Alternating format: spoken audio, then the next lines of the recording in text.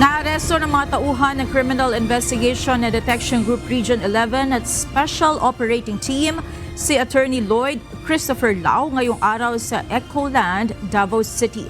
Si Lau ay dating Executive Director of the Procurement Service of the Department of Budget and Management sa ilalim ng Administrasyong Duterte.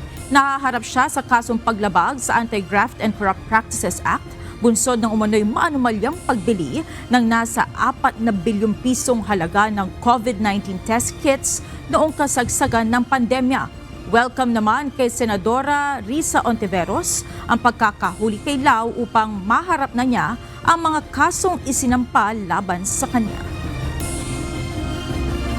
Ngayong nasa kamay ka na ng batas, aminin na rin sana kung sino nga ba ang mga big boss na may pakana at nakinabang sa korupsyon sa bilyong-bilyong COVID-19 funds. Attorney Lau's arrest should serve as a lesson to all who misuse and abuse their public positions to serve evil ends.